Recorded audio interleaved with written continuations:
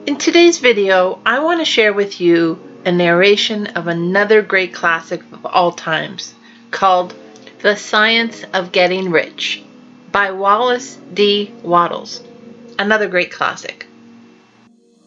Hola everyone, it's Miss B Money here from Crypto Connections. Welcome back and a warm hello to those of you who are new here. If you are new here, it would really mean the world to me if you click on the subscribe button below and become part of our community. And be sure to also click on the notification bell to be notified of my latest uploads. This book is one of those books that families have passed down generation after generation. The pages of this book contains the principles of getting rich and introduces us to the formless stuff that can help you succeed in anything you do. I actually have many friends who have a hard copy of this book that has been passed down to them from their father, where the pages are so worn, weathered, and even some of the paragraphs have been underlined or highlighted as if it had been studied. I look forward to the day where women of this world pass down to their sons and daughters, telling them this is the book that made them rich. I will share one chapter each week for the next 17 weeks. It seems long, but this book has literally been life-changing for so many, and I believe it's worth the wait. Please remember that because the age of this classic, take some of the words lightly. Man can mean woman or man, and God mentioned throughout this video. Just put whatever God means to you, whatever it is you believe in. Now let's get busy and start to learn about this formless stuff. Oh, and before I forget, I have listed the title of each of the videos in the video description box below, so that if over the next few weeks you want to quickly find a chapter and re-review it, it will be easier to do so because of the agenda or the table of contents, let's call it, under the video. Each week, I will add the link to each video as it becomes published so that they're easier to find. Here we go. Have a blessed day, everyone. The Science of Getting Rich by Wallace D. Wattles. Chapter 4. The First Principle in the Science of Getting Rich. Thought is the only power which can produce tangible riches from the formless substance. The stuff from which all things are made is a substance which thinks, and the thought of form in this substance produces the form. Original substance moves according to its thoughts. Every form and process you see in nature is the visible expression of a thought in original substance. As the formless stuff thinks of a form, it takes that form. As it thinks of a motion, it makes that motion. That is the way all things were created. We live in a thought world, which is part of a thought universe. The thought of a moving universe extended throughout formless substance, and the thinking stuff moving according to that thought took the form of systems of planets and maintains that form. Thinking substance takes the form of its thought and moves according to the thought. Holding the idea of a circling system of suns and worlds, it takes the form of those bodies and moves them as it thinks. Thinking the form of a slow-growing oak tree, it moves accordingly and produces the tree, though centuries may be required to do the work. In creating, the formless seems to move according to the lines of motions it has established. The thought of an oak tree does not cause the instant formation of a full-grown tree, but it does start in motion the forces which will produce the tree along established lines of growth. Every thought of form, held in thinking substance, causes the creation of the form, but always, or at least generally, along lines of growth and action already established. The thought of a house of a certain construction, if it were impressed upon formless substance, might not cause the instant formation of the house, but it would cause the turning of creative energies already working in trade and commerce into such channels as to result in the speedy building of the house.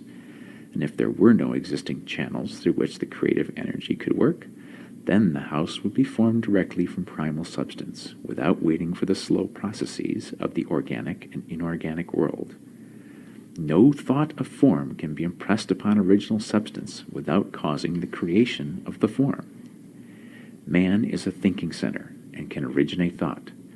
All the forms that man fashions with his hands must first exist in his thoughts. He cannot shape a thing until he has thought that thing. And so far, man has confined his efforts wholly to the work of his hands. He has applied manual labor to the world of forms, seeking to change or modify those already existing. He has never thought of trying to cause the creation of new forms by impressing his thoughts upon formless substance. When man has a thought form, he takes material from the forms of nature and makes an image of the form which is in his mind. He has, so far, made little or no effort to cooperate with formless intelligence, to work, quote, with the Father, end quote. He has not dreamed that he can, quote, do what he seeth the Father doing, end quote. Man reshapes and modifies existing forms by manual labor. He has given no attention to the question whether he may not produce things from formless substance by communicating his thoughts to it. We propose to prove that he may do so, to prove that any man or woman may do so, and to show how. As our first step, we must lay down 3 fundamental propositions. First, we assert that there is one original formless stuff or substance from which all things are made. All the seemingly many elements are but different presentations of one element. All the many forms found in organic and inorganic nature are but different shapes made from the same stuff. And this stuff is thinking stuff. A thought held in it produces the form of the thought. Thought in thinking substance produces shapes. Man is a thinking center, capable of original thought.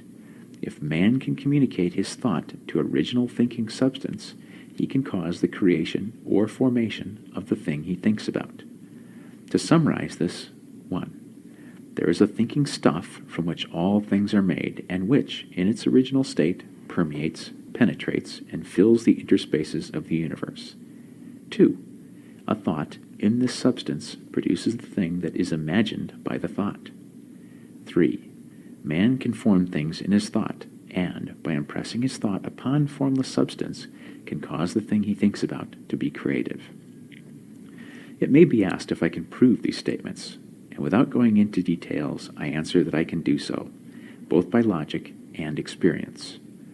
Reasoning back from the phenomena of form and thought, I come to one original thinking substance, and reasoning forward from this thinking substance, I come to man's power to cause the formation of the thing he thinks about. And by experiment, I find the reasoning true, and this is my strongest proof. If one man who reads this book gets rich by doing what it tells him to do, that is evidence in support of my claim. But if every man who does what it tells him to do gets rich, that is positive proof until someone goes through the process and fails. The theory is true until the process fails, and this process will not fail, for every man who does exactly what this book tells him to do will get rich. I have said that men get rich by doing things in a certain way, and in order to do so, men must become able to think in a certain way. A man's way of doing things is the direct result of the way he thinks about things. To do things in a way you want to do them, you will have to acquire the ability to think the way you want to think. This is the first step towards getting rich. To think what you want to think is to think truth, regardless of appearances. Every man has the natural and inherent power to think what he wants to think, but it requires far more effort to do so than it does to think the thoughts which are suggested by appearances. To think according to appearances is easy.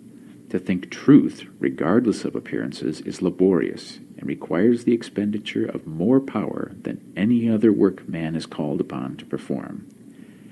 There is no labor from which most people shrink as they do from that of sustained and consecutive thought. It is the hardest work in the world.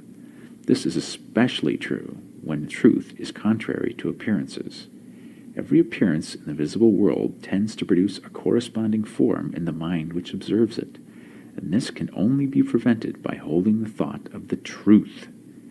To look upon the appearance of disease will produce the form of disease in your own mind, and ultimately in your body, unless you hold the thought of the truth, which is that there is no disease.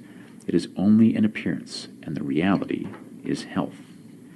To look upon the appearances of poverty will produce corresponding forms in your own mind, unless you hold to the truth that there is no poverty, there is only abundance. To think health when surrounded by the appearances of disease, or to think riches when in the midst of appearances of poverty, requires power.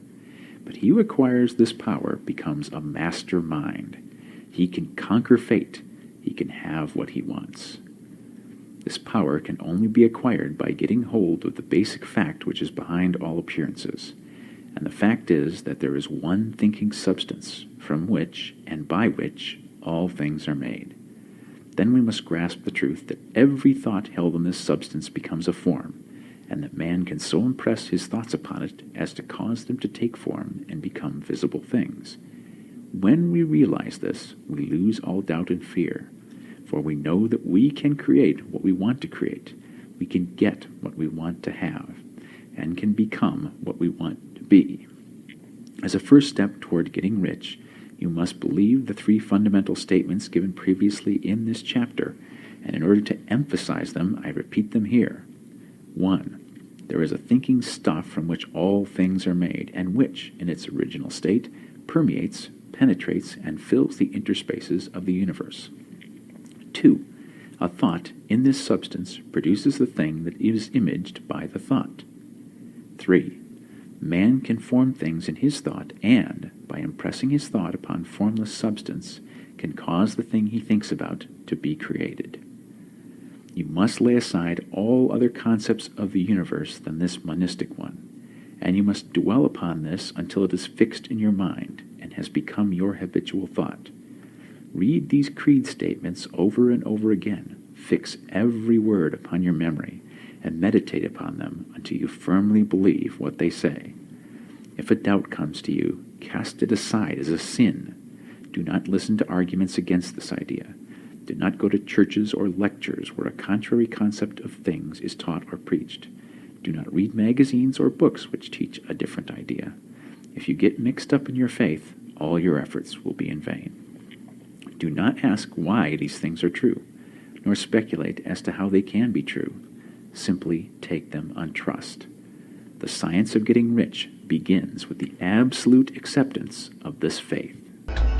That's it for today's video. Hope you enjoyed, and if you did, please be sure to hit the thumbs up and leave a comment. It really helps to grow the channel. Have a blessed day, everyone, and until next time, hasta luego.